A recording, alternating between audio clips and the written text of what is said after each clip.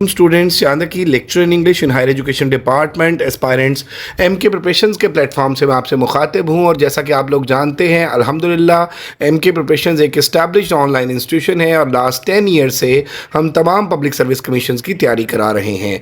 इससे पहले हम लोग डिफरेंट हमारी लेक्चर सीरीज़ जो है वो अपलोड कर चुके हैं हमारे चैनल एमके प्रिपरेशंस और एमके पब्लिकेशंस पर, जिसमें इंग्लिश ग्रामर की सीरीज़ है, पेडागोजी की लेक्चर सीरीज़ है, लेक्चर ज़ूलॉजी की सीरीज़ है, इसी तरह से इंग्लिश लिटरेचर की लेक्चर सीरीज़ है और इसके साथ साथ लेक्चर केमिस्ट्री की, फिर बॉटनी की लेक्चर सीरीज़ है। तो अब हमने इंग्लिश लिटरेचर की एक एमसीक्यूज़ बेस्ड सीरीज़ का आगाज़ किया है, जो आपको हमारे चैनल पे भी मिल सकेगी और हमारे फेसबुक पेज पर भी मिल सकेगी।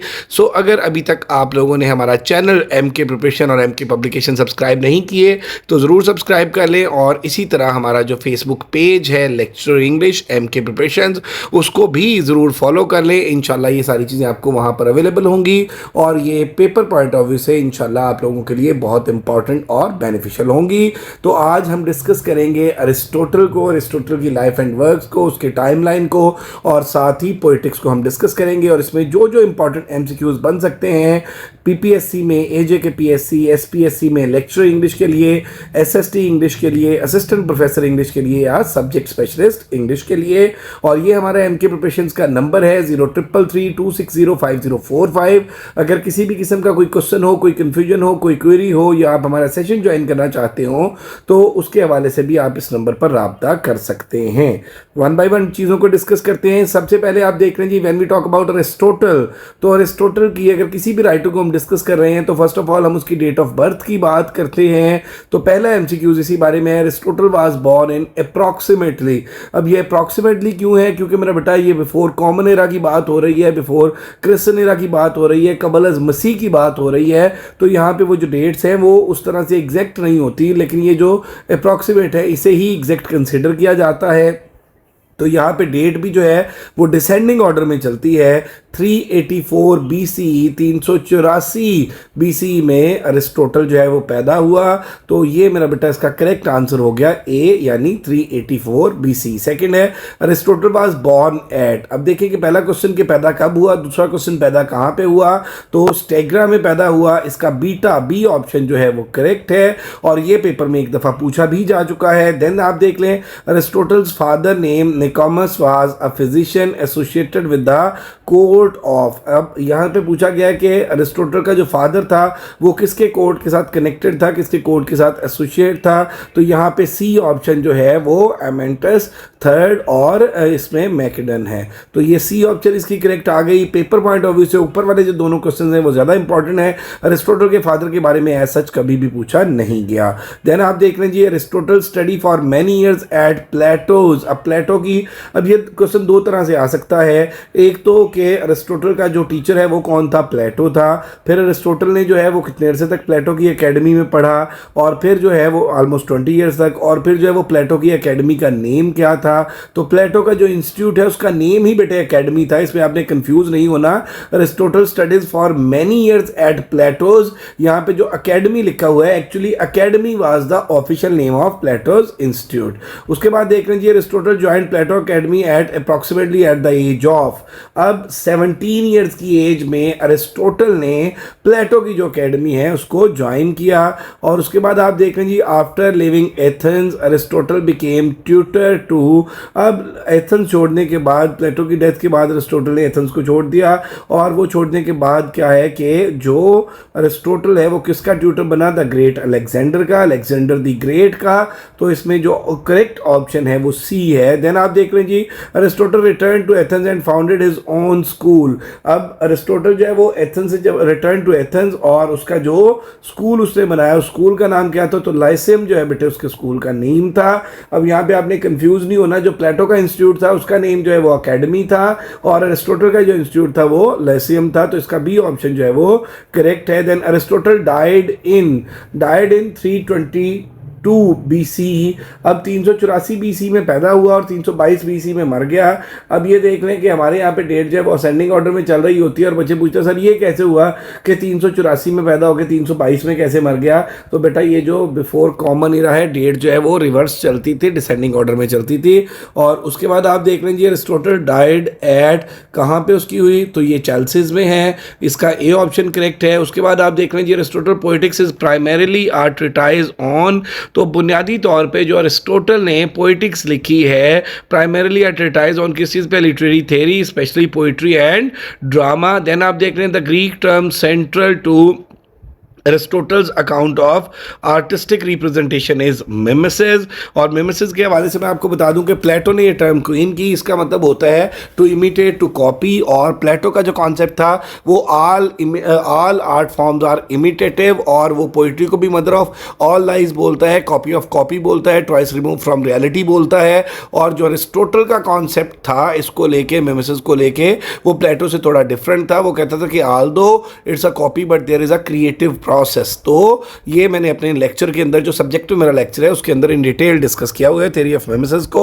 उसके बाद आप देख लें जी, for Aristotle tragedy is fundamentally an imitation of an action. ठीक है, इमिटेशन किस चीज़ की है, एक्शन की है। और वो एक्शन क्या है, वो सीरियस है, हैविंग सर्टेन मैग्नीट्यूड है, अराउजिंग पिटी एंड फियर है। तो ये अरिस्टोटल ने पोइटिक्स के अंदर जो है वो इसकी ट्रेजेडी की भी डेफिनेशन दी, ट्रेजिक हीरो की भी दी, ट्रेजेडी का पर्पस भी बताया, ट्रेजेडी के एलिमेंट भी बताए, ट्रेजेडी की फॉर्मेशन भी बताई। तो उसको जो इसमें एपिक है उसको भी जो है वो कंपेयर किया ट्रेजेडी के साथ। देन आप देख लीजिए कि according to Aristotle the 6 element of tragedy are plot, character, thought, diction, melody and, और लास्ट जो है वो है स्पेक्टेकल यानी ऑडियंस। तो अरिस्टोटल के अकॉर्डिंग अब ये क्वेश्चन 2-3 तरह से बन सकता है, how many elements of tragedy are there according to Aristotle. तो 6 एलिमेंट्स हो गए। ठीक है, which one is the most important and which one is the least important. तो लीस्ट इंपॉर्टेंट की अगर हम बात करें, लेस इंपॉर्टेंट की बात करें तो वो स्पेक्टेकल है। Which element does Aristotle regard as the most important part of tragedy. तो यही बात मैं प्रीवियस क्वेश्चन में कर रहा था, मोस्ट इंपॉर्टेंट एलिमेंट कौन सा है ट्रेजेडी का, वो प्लॉट है। प्लॉट क्या होता है, plot logical sequence of events in a story is called plot. Plot की अगर टाइप्स की बात कर लें तो प्लॉट की 2 टाइप्स है बेटे, जो वहां पर बात की, उसमें एक सिंपल प्लॉट है और एक कॉम्प्लेक्स प्लॉट है। और इसके अगर एलिमेंट्स की बात कर लें तो एलिमेंट्स के अंदर हम एक्सपोजिशन की बात करते हैं, राइजिंग एक्शन की बात करते हैं, क्लाइमेक्स की बात करते हैं, फॉलिंग एक्शन की बात करते हैं और डिनोमा की बात करते हैं।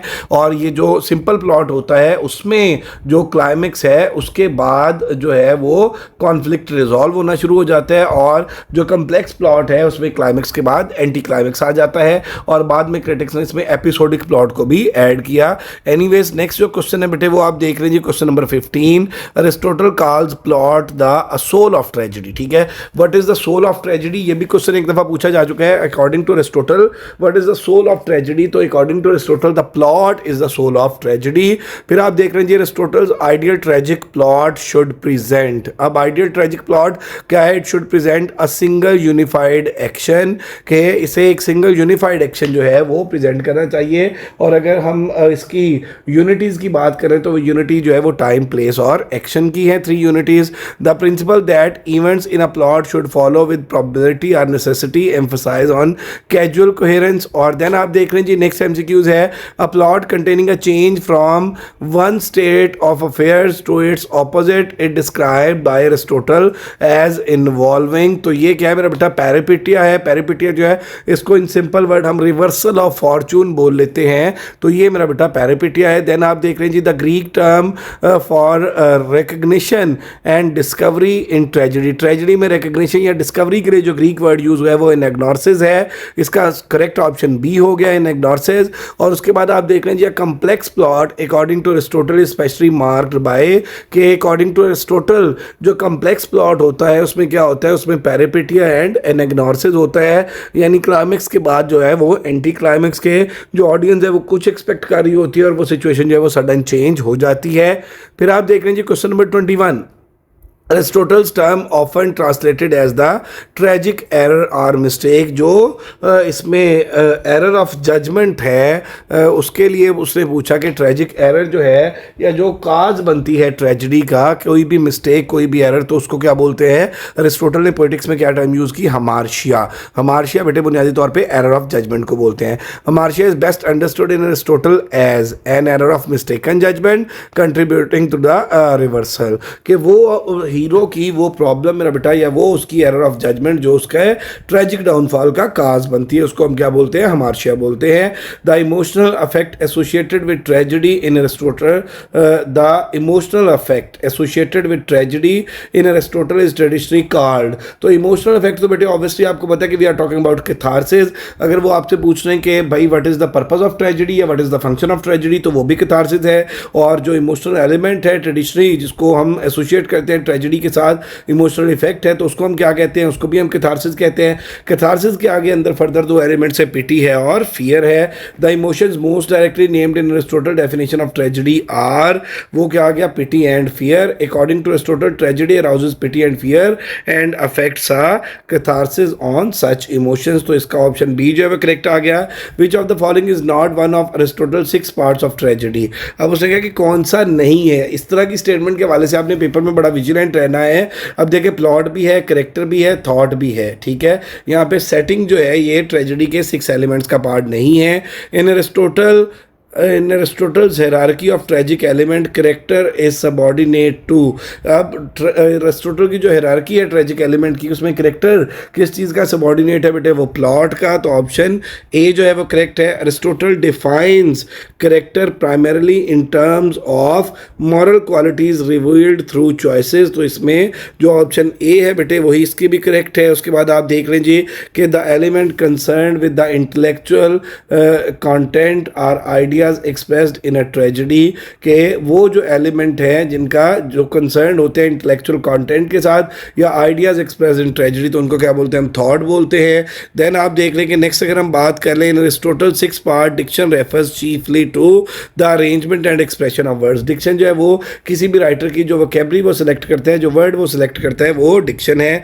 देन अगर हम नेक्स्ट बात कर लें बेटे के melody in tragedy specially associated with melody क्या है? ये कनेक्टेड है कोरस के साथ, और कोरस को बेटा जो सॉन्ग होते हैं उनके लिए हम मेलोडी का वर्ड यूज करते हैं। देन आप देख रहे हैं जी स्पेक्टेकल रेफर्स टू, स्पेक्टेकल जो है वो ऑडियंस को बोलते हैं, the visual aspects of the theatrical presentation. Then आप देख रहे हैं नेक्स्ट जो है Aristotle considers spectacle to be the least artistic of the 6 part, least important element of जो tragedy है वो according to Aristotle वो spectacle है यानी audience है। A tragedy should ideally have a plot that is complete and of a certain magnitude. The beginning of a plot is that which does not itself follow anything by necessity but followed by something. Then आप देख रहे हैं जी कि इसमें जो है next middle of the plot is that which follows something and has something following it. The end of the plot is that which is followed by nothing. It is the necessary or problem sequence. Aristotle distinguished the poet from the historian chiefly because the poet presents। अब Aristotle जो है वो poets को historians के किस तरह से differentiate करता है? वो कहता है poet presents what may happen according to the probability or necessity, और जबकि historians जो है वो वाक़या जो हो चुके हैं सिर्फ उनको डॉक्यूमेंट करते हैं। उसके बाद आप देख लें जी कि then Aristotle states that poetry is more philosophical than history because poetry deals more with universals. Then आप देखें जी which statements best express Aristotle view of the tragic protagonist. अब यहाँ पे the protagonist should be neither Holi good, यहाँ पे tragic hero की बात हो रही है, ट्रेजिक प्रोटैगनिस्ट की बात हो रही है, तो बेटा वो कहता है कि ट्रेजिक प्रोटैगनिस्ट या tragic hero must be an amalgam of goodness and evil. ना तो वो कम्प्लीटली गुड हो और ना ही वो कम्प्लीटली बैड हो, बट उसने कहा है कि भाई वो ना कम्प्लीटली गुड हो ना बैड हो, क्योंकि वो जो कैथारसिस अराउज, वो जो पिटी एंड फियर अराउज करने हैं, he must be like us. तो एग्जैक्ट स्टेटमेंट देखे the protagonist should be neither wholly good nor wholly bad and should suffer through error। उसके बाद देख लें जी Aristotle recommends that tragic protagonist be, Aristotle recommend करता है कि भाई जो ट्रेजिक प्रोटैगनिस्ट है वो इसमें क्या है कि बी ऑप्शन करेक्ट है इसका। Characters whose misfortune results chiefly deeply from some error. Next आप देख रहे हैं according to Aristotle recognition is most effective when it is जब closely connected with the reversal and action कि वो जो है बुनियादी तौर पे डिस्कवरी बेस्ट डिस्कवरी वो कहता है जो थ्रू एक्शन हो। और उसके बाद आप लिख लीजिए the term deus ex machina refers to mechanically introduce divine intervention use to resolve action. ये ऑप्शन इसका करेक्ट है। Aristotle generally prefers that the resolution of plot arise from the internal logic of the action. और उसके बाद आप देखें जी कि Aristotle considers the unity of action more important than the unity of time. ये ऑप्शन करेक्ट है। The famous unity of time associated with Aristotle is best understood as the a critical interference connected with the discussion of the duration of tragedy. और Aristotle comparison of epic and tragedy suggested that tragedy has an advantage because it achieve its effect through a more concern form and performance. According to Aristotle, epic and tragedy both share the imitation of a serious action, which work by Aristotle is the principal ancient source of classical theories of tragedy. तो ये poetics है। और then देख रहे हैं the surviving poetics is generally regarded as an incomplete or surviving portion of a large work। और ये बेटा आज का हमारा अरिस्टोटल का टॉपिक था जिसमें अरिस्टोटल के हमने MCQs को डिस्कस किया, पोइटिक्स को डिस्कस किया। इसमें हमने डिस्कस किया कि भाई अरिस्टोटल पैदा कब हुआ, अरिस्टोटल कहाँ पे पैदा हुआ, उसकी डेथ कब हुई, कहाँ पे हुई। उसके अलावा पोइटिक्स जो है, पोइटिक्स के अंदर ट्रेजेडी क्या है, ट्रेजेडी के एलिमेंट्स क्या हैं, और इसके अलावा ट्रेजेडी का पर्पस क्या है। फिर बेटे आप देख लें कि पोइटिक्स के टोटल 26 चैप्टर हैं। एक दफ़ा असिस्टेंट प्रोफेसर के पेपर में ये भी क्वेश्चन पूछा गया था कि how many chapters are there in Poetics. और पोइटिक्स के अंदर जो मैंने आपको बताया है कि स्टार्ट में वो जो इमिटेशन की थ्योरी है प्लेटो की, और फिर अरिस्टोटल की इमिटेशन की थ्योरी है, फिर मेरा बेटा दोनों का कंपैरिजन है। उसके बाद फिर ट्रेजेडी है, और ट्रेजेडी को उसने फोकस किया है, ट्रेजेडी की फॉर्मेशन को, ट्रेजेडी के पर्पस को, ट्रेजेडी के प्लॉट को, ट्रेजेडी की कंस्ट्रक्शन को, फिर ट्रेजेडी का कंपैरिजन है एपिक के साथ। तो it's all about today's lecture. Hope so मेरा बेटा कि ये एमसीक्यूज आपको समझ भी आए होंगे और पेपर पॉइंट ऑफ व्यू से आप लोगों के लिए बेनिफिशियल भी होंगे। अगर अभी तक आप लोगों ने हमारा चैनल एमके प्रिपरेशन और एमके पब्लिकेशन सब्सक्राइब नहीं किए तो ज़रूर सब्सक्राइब कर लें। और साथ ही साथ जो है हमारा इसमें आप जो इंग्लिश लेक्चरर का पेज है, lecturer English MK preparation MK, तो MK lecturer English literature and linguistics, उसको भी ज़रूर बेटे आप ज्वाइन कर लें। और किसी भी किस्म का कोई कन्फ्यूजन हो, कोई क्वेश्चन हो, तो बेटे ये नंबर है हमारा 0333260545। आप इस नंबर पे भी कांटेक्ट कर सकते हैं। Thank you very much. Stay blessed. अल्लाह हाफिज़।